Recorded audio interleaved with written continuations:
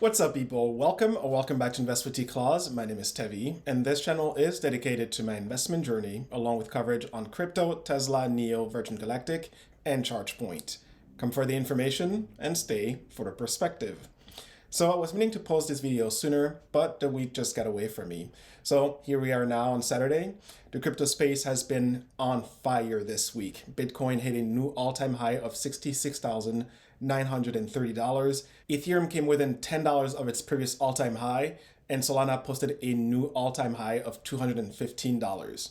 Not to be outdone, Polkadot is hovering at $44.12, which is just about $5 below its all-time high. Now, if you remember, the Polkadot parachain auction goes live on November 11th. With us already being this close to all-time high and the Polkadot supply being reduced even further as parachains get secured through the auction, there is a lot more gains ahead.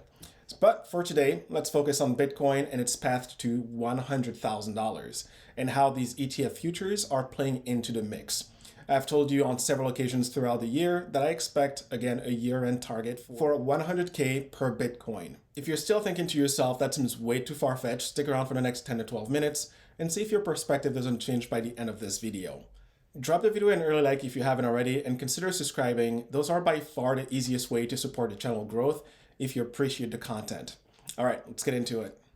As many of you probably already know, the ProShares Futures ETF started trading on the New York Stock Exchange under the ticker symbol BITO. This is the very first Bitcoin ETF product approved in the US. And even though this isn't a spot Bitcoin ETF, meaning that buying shares in the ETF doesn't actually give you claims to the actual tokens, this is still a great way to gain exposure to the asset class. Matt Hougan, who is the CIO of Bitwise, one of the largest crypto investment firm, was recently on Bloomberg discussing the historic moment this represents. Take a listen and I'll provide some additional context along the way. Price today and the recovery time from the last high indicate to you?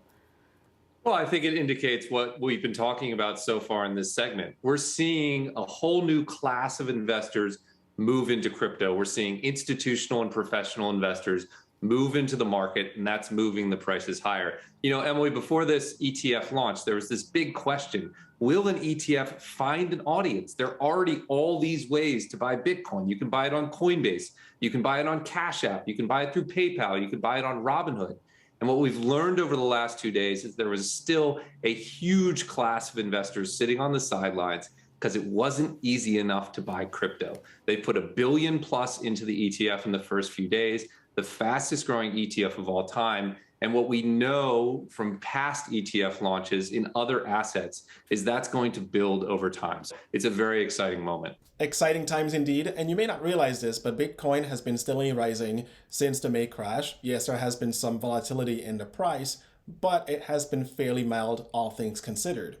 Also, this past month alone, Bitcoin added just over 23K when it touched the all-time high earlier this week, and is currently sitting at a monthly gain of 40.21% or $17,531. People like myself who bought when the price crashed below 30K have now doubled their investment in the span of 3 months. And that doesn't go unnoticed by the market at large. But how much of it is hype, given that it's not, this particular ETF isn't actually directly tied to Bitcoin, but more tangentially tied to cryptocurrency? Yeah, that's right. It's not the Bitcoin ETF we all wanted. We wanted a physical ETF. It's an imperfect ETF. It's going to trail the spot price of Bitcoin over time by a reasonable amount, and yet people are still buying it. Now, it does have a direct pass-through impact on demand for physical Bitcoin. That's an important thing to note. When people put money into this ETF, it buys Bitcoin futures. For people to sell those Bitcoin futures to the fund, they have to hedge it. The way they're hedging it is by buying physical Bitcoin. So the price appreciation you're seeing here is both excitement about what an ETF means for the crypto market long term, but also a direct impact on the market. You know, again, $1 billion flowed into this ETF in the first 2 days. That's the fastest growing ETF of all time. You have to believe underneath the surface, those arbitrageurs have probably picked up $1 billion in physical ETF to hedge those futures positions. So even though it's not spot Bitcoin, it is impacting the spot Bitcoin market. The main thing to understand here is that futures ETF represent an agreement to buy or sell shares of the ETF at an agreed upon price and or before a specified date in the future. So again, you don't actually own the actual Bitcoin by buying these ETF shares, but it's a great way primarily for institutional investors to allocate to Bitcoin with zero friction. I've got a chart here in the Bloomberg, Matt, showing that Bitcoin has outpaced even Tesla, which is, of course, many folks think it's one of the hottest stocks out there. Do you think the pace of Bitcoin's rise will keep up, or are these fits and starts just going to be the name of the game? It's certainly going to be a volatile market. Bitcoin has been a volatile market since it came into the world, a dozen years ago. That's not going to go away anytime soon. I don't even know over the next week, the next 2 weeks, if we'll see the kind of excitement and price appreciation that we've seen. But I think over the next year or 3 years, this is going to be a signal moment that marks the entry of institutional investors into this market. I'll give you an analogy, Emily. I come from an ETF background. Back in 2004, the last time we were so excited for a new ETF was when GLD, the gold ETF, came into the market. And it got to $1 billion in 5 days. Now, this one has gotten to it in 2 days. But the important thing about GLD to note is that after 3 years, it was at $10 billion. After 5 years, I believe, it was up at $75 billion. The assets build over time. And I think you're going to see that in the Bitcoin market as well. We're just getting started. What Matt highlighted here is exactly what I've been talking about on the channel, right? This notion of exponential growth and the fact that blockchain technology and crypto will be at the core of a massive wealth creation over the next few years. Bitcoin has steadily returned 200 to 300% year over year for the past 10 years. The adoption rate is only accelerating with projections to reach 1 billion users by mid-decade from just around 250 million today. This is just one example of many, but just this week, the Houston Firefighter U.S. Pension Fund invested $25 million into Bitcoin and Ethereum. The reason listed by their CIO, Ajit Singh, and I quote, "I see this as another tool to manage my risk." He then added, "It has a positive expected return and a low correlation to every other asset," end of quote.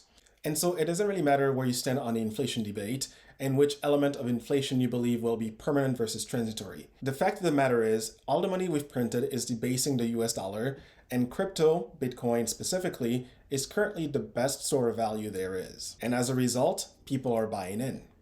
What about the regulatory risks? Obviously, what's happened in China and waiting for the hammer to drop in the US and not knowing for sure what that's going to look like.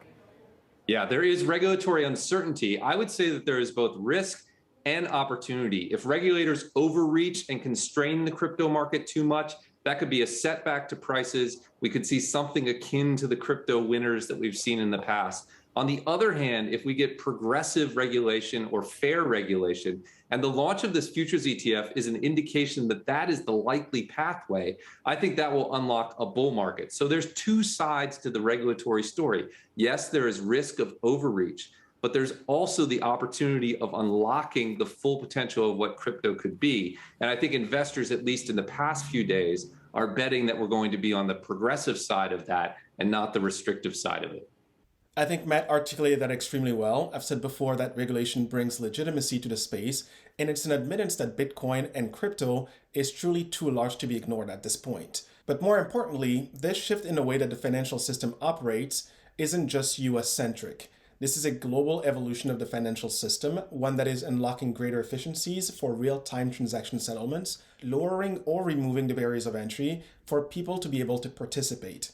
And in an environment where you can barely generate any yield return through TradFi, large banks are taking notice. That's the reason why you see moves like this from Swiss-based Saber Bank, allowing its investors to use Bitcoin and Ethereum lending services to generate yields as part of their Earn program. Their CEO stated, and I quote, "As institutional interest in digital assets accelerates, investors have a broader appetite for crypto assets with a particular interest in earning services such as staking, DeFi, and centralized crypto borrowing and lending," end of quote. That service has now been expanded to include Polkadot, Cardano, and Tezos. It doesn't get any clearer than this. You gotta pay attention, people. Don't get left behind. Quickly, any thoughts on Coinbase getting into NFTs? NFTs are really fascinating. If you think we're only at inning 2 on Bitcoin, we're the pregame in NFTs. I think it's going to be a signal moment for the market. NFTs, a lot of people think there's a bubble there. There's certainly elements of it. I think we're going to look back in 3 or 5 years. It's going to be a much bigger market than it is today. It's very exciting to see Coinbase get into NFTs. It means for NFTs about what the launch of a Bitcoin futures ETF means for Bitcoin. It's an important signal. The NFT space is growing at a ridiculous pace, and with Coinbase and other large exchanges getting in, the ease to access some of these projects will blow up. Now, I'll likely do a separate video diving a bit more into NFTs, but for now, I'll summarize it as this. They represent the future of marketing for reaching your customer base and building stronger communities around a shared interest. I'll be the first to admit that I still don't get the hype behind certain projects, but that said, the main thing to understand is that people buy into these projects because they're able to relate to them. That's precisely the reason why I bought the inspiration for Patch NFT, and just this week, I bought a Metasaur. Metasaurs is the first major project that caught my attention. Funny as it may be, the design of my particular dino resonated with me. It blends my interest for dinosaurs, clearly I like dinosaurs, and crypto. It was the perfect way to celebrate Bitcoin hitting a new all-time high with the eye on the prize. But on that note, I'll leave it here for today. Bitcoin is holding steady above 60K. Starting on Monday, we'll have a total of 3 futures ETF launched. Ethereum made its way above 4K and will no doubt put in a new all-time high before the month is over. That rally is only getting started. Hope you're ready for it. Don't forget to drop the video a like if it gave you a new perspective and share with others who you think could benefit from it. For my newcomers, subscribe and don't forget to ring the notification bell so that you don't miss out on any future content just like this. As a reminder, I post every Sunday and now I try to target one in-week video for more crypto-focused content. Thank you for watching, stay humble, hustle hard, and I'll see you in the next one.